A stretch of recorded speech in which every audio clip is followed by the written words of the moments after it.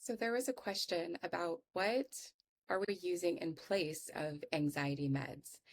And I wanted to just do a quick summary for you. So the biggest thing here that I'm hearing is a few concerns. One is what are we using in place of anxiety meds? So anxiety is not just one thing that's simple. It's very complex. There are many different reasons for anxiety, and it's not just a clear-cut answer that I know people are looking for and the person who asked this is looking for. There's so much more about anxiety, and I think it's just something that people who don't have it or have struggled through it don't understand. So it's easy to look at it objectively from a clinical standpoint and try to find patterns and things and then just throw something at it. But as someone who has struggled with anxiety for a very long time, with chronic anxiety, which started spiraling into from the mildest form of social anxiety to actual social anxiety disorder, generalized social anxiety disorder, to the very extreme agoraphobia, where I would have a panic attack just thinking about writing an email to someone, let alone a phone call or going out to a job where I had to be front and center, like a greeter or cashier or something, would just cripple me. So, as someone who has lived through that, this question, it's it's not going to produce the right answer that I think the person is looking for. So in my experience, anxiety wasn't just one thing. The cause of the anxiety wasn't just one thing. And that's what I think most people don't realize. And that isn't really being talked about, that there are so many different ways that anxiety can occur in the body. So at the very base, just by consuming too much caffeine, especially if you're someone like me who is much more sensitive to things, caffeine in itself can cause some jitters and anxiety. And I know when I've reached my mark because I start feeling that physical anxiety. And unfortunately, the physical symptoms aren't very different, regardless of whether the root of it is different. So there can be trauma that can produce anxiety and feeling unsafe. So when we take a hit to our foundations, our survival instinct kicks in, and we can get anxiety from that. Like our prickles are coming up, going, is this safe? I don't feel safe. And that's not a bad thing, but it can be when we don't recognize it for what it is. And so often we can feel unsafe and not logically understand why. And that's okay. The emotion, our emotional brain, doesn't have to jive with the logical brain. That isn't how it always works. But when we can understand what our emotional brain is going through, then we can better support it logically. So, for instance, if you are on social media and see things that trigger you. And of course, all the news and media is meant to kind of rage bait you to click because that's what fuels the algorithms and how they get their money and things.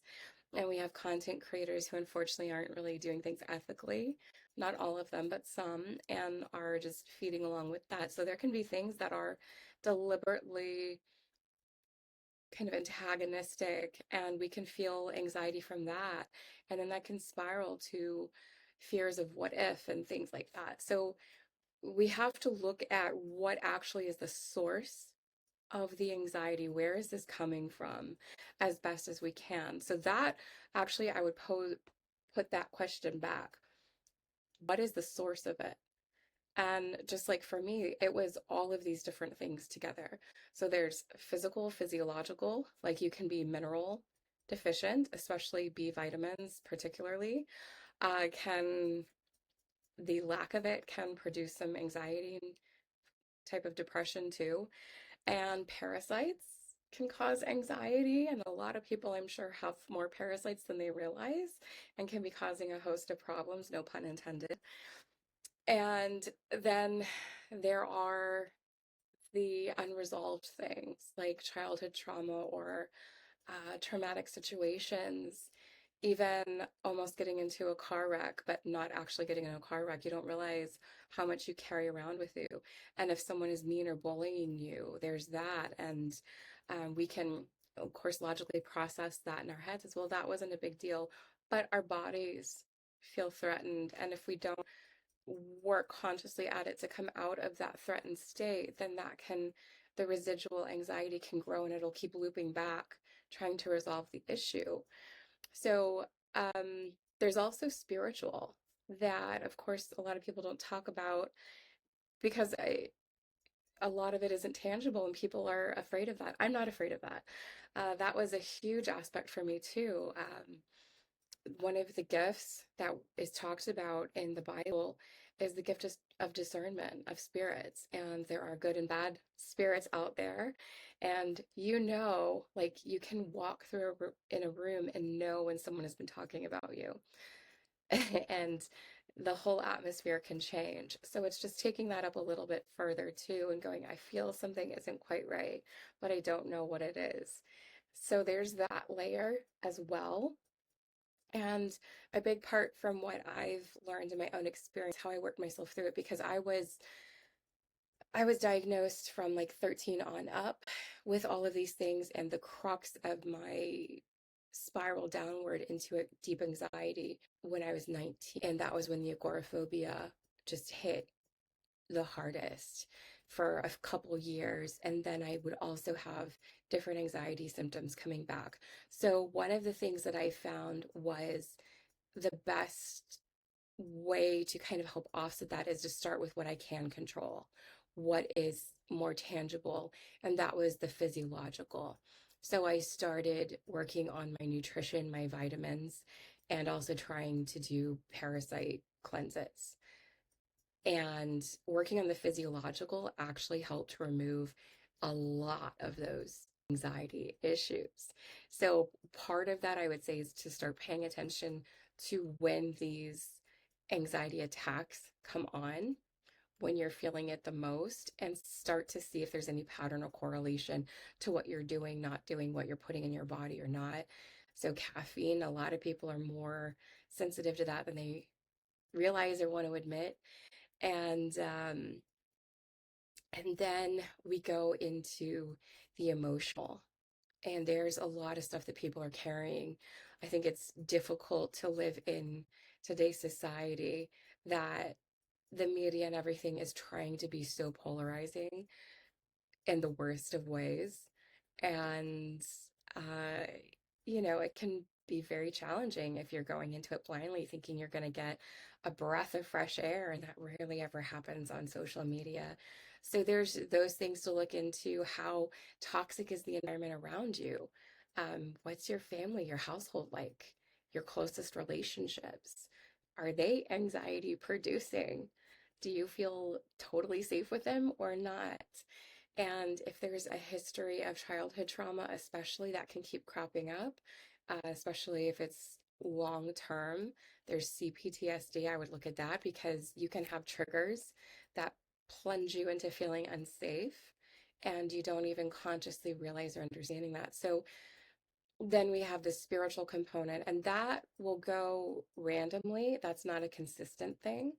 So that the really best way to start to answer that is to start tracking that, to start growing an awareness of what all is going on. And again, like I said, for me, it was multiple things, but tracking it helped me to start identifying and start getting a grip on it.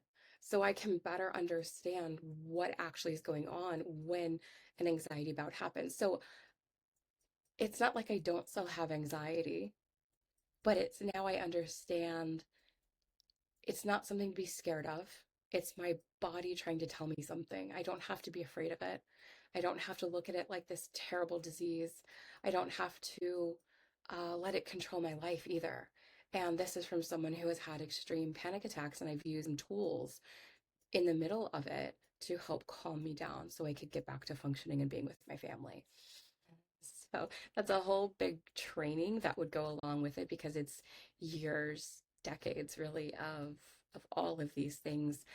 But as far as there's also the thing of in place of anxiety meds, you don't want to just drop something cold turkey. And I'm not a fan of prescription anything, which is why I'm in the field that I am now. And I don't use anything like that. I use all natural holistic means. Um, but there's a variety. And I know like and I know how it would be for me. That's great and all to go through this tracking, but what do I do now? So understanding what I'm about to say is not the best possible solution. It's like a band-aid throwing at the problem to help you kind of maintain until you can get to a place where you can really get to the root. And that's a layered process. So very quickly, I will say that there is a variety of natural holistic means to help with anxiety. So again, first off, I would say to if you're not already on something that's bioavailable and good for your body to absorb, get on a really good vitamin B complex. Complex. We need all of those vitamins in us. And any excess, you're just going to flush out of your system. So don't get so caught up on that. That would be where I would start first. And that I can also say that was the most helpful for me, helped stave off a lot of issues. Get out in the sunlight, actually go out and ground on like with your feet, bare feet on the ground. You can look up how amazing that stuff is. And, you know, how many more studies and research is coming out to show how good grounding is getting out in the sunshine, like for plants or something. Drinking your water, hydrating, actually lack of hydration can produce some anxiety in the body too. So those are foundational pieces that are to be good for everyone, but also understand that depending on what it is, there's more complexity to it. Okay. So building block, do those foundations and also look at your rest. How much rest are you getting? It's like you're a vehicle. You cannot expect your body to function like a vehicle would not be functioning if it doesn't have gas, if it's putting the wrong fuel in it, and if you're overdoing it and the engine is overheating and it's starting to conk out, if it's not aligned properly, it's causing more stress on it. So that's some things I would start posing to you too, is to just assess it as quickly as you can. Um, what isn't working and what needs to be maintained in my body? How well am I maintaining, period, my body and taking care of it? What am I putting in it? What am I not putting in it that I should be? How am I treating my body? What's my environment? And then from that, there's such a variety of things. So, again, with what I use personally, that are all natural and holistic means, that's complex. That changes depending on what the root is of the issue and what I actually need in the moment. So there are energy clearing techniques, which is super huge. I recommend doing that as often as possible. There's emotional clearing. There's many different techniques for that. Um, One of the simplest things that I do, and it sounds silly, but just try it, is putting the pad of your thumb in the center of your palm and holding that. So it produces an electric charge, just like those plasma balls. And you just hold that. And it's kind of cool because, why holding hands is so important when you are with a loved one. There's actually some benefits to that that help calm you down. So that would be the very quickest thing to do. This is what I've done during panic attacks in the middle of it. And that connection can also be grounding as well. So you just hold that until you feel relief happening. And I also use different essential oils. It doesn't matter necessarily what you use. Brands are important. That's a whole different conversation because of purity and how it can affect you. If it has fragrances and junk in it, that can negatively impact you. but the pure ones, especially lavender, frankincense, even like vanilla extract, or there's some of vanilla essential oils or extracts. Actually, they're not actually technically essential oils. Those can be very calming. But if you don't have any essential oils, get a flower, citrus that you cut open, even a flower that you just rub the petals on, whatever scent you are most drawn to that isn't toxic, and just start breathing that in. And even if it's like chocolate chip cookies or something, and it reminds you of your grandparents that were the safe place, just start breathing that in. Kind of surround yourself with that environment of what feels safe and comfortable, where you can start to relax. Another thing is parasympathetic meditations to shift you from fight or flight and anxiety prone to turning off that switch to be able to relax. Parasympathetic. Um, you you might be able to search for that. My favorite is the heart centering meditation, and I will add a link to that. It's one of my favorite things to do, and so much so that I've incorporated it into all of my different techniques that I do with my clients and sessions. Um, so that's super simple to do, and you can start breathing through it. Deep breathing is one of the quickest, easiest things to do to help calm the body down, and actually getting oxygen into our bodies can help reduce anxiety. So other things too are like CBD. I know a lot of people do the other one. Um, I do not support actual smoking of weed or anything with THC in it. I am a professional in endocannabinoids, which is CBD, and my professional, personal, spiritual recommendation is no no marijuana, but absolutely 100% yes to CBD that is good quality and very minimal to no THC in it. Um, I have used that, and there's topical, sublingual. That's a really good alternative as well. Um, but don't disclaimer, if you're on anxiety medications, do not just go cold turkey off of that. Please do these other things, and you may find yourself not needing the anxiety meds as much, but please do not just go off whatever you're on, because that can create a whole host of issues in your body as well. And as someone who was on prescription medications from the time I was 13 to when I got pregnant with my first son at just before I turned 20, the pregnancy caused me to go cold turkey, but I do not recommend that, generally speaking. Okay.